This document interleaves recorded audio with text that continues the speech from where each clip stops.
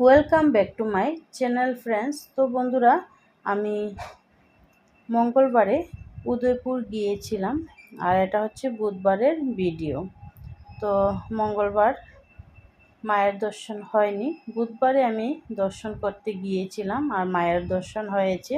তো ভাবলাম মা ত্রিপুরেশ্বরীর দর্শন করতে অনেকেই চান, অনেকেই আমাকে বলেছেন যে ত্রিপুরার মায়ের ত্রিপুরেশ্বরী মন্দির, মাতাবাড়ি মন্দির অবশ্যই সবার সাথে শেয়ার করতে, সবাইকে ভিডিও করে দেখাতে।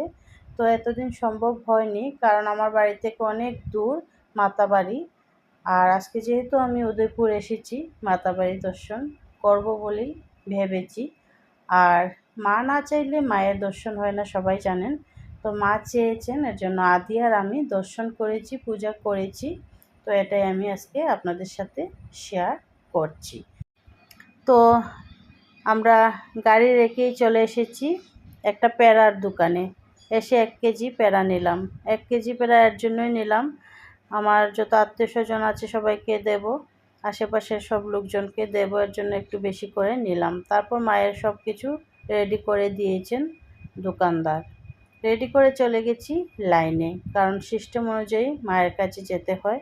লাইনে তো অবশ্যই দাঁড়াতে হবে, সবাইকে দাঁড়াতে হবে। লাইনটা মোটামুটি বড় ছিল, খুব একটা ছোট ছিল না, কিন্তু তাও আমি বলবো যে আমি খুব লাকি। লাইনটা তত বড় ছিল না যতখানি পরে দেখলাম পুরো মাঠ ভরে গেছে।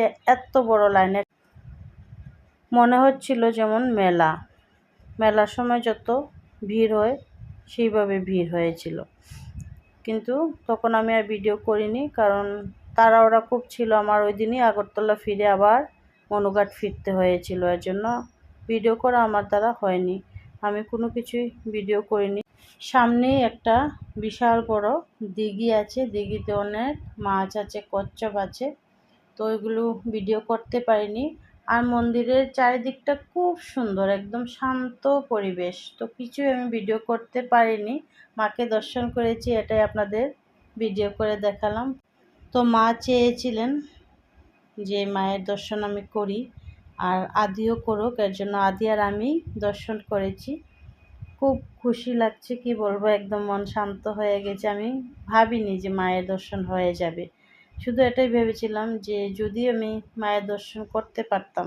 ইচ্ছে ছিল আমার মনে, আর ইচ্ছেটা মা পূরণ করে দিয়েছে। মা এমনই, মা সবার ইচ্ছা পূর্ণ করেন।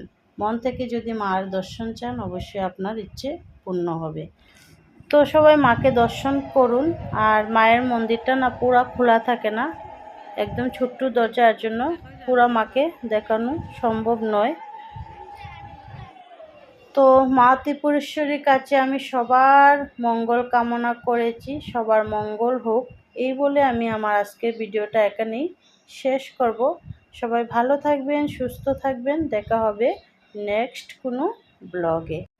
আজ এখানেই, বাই।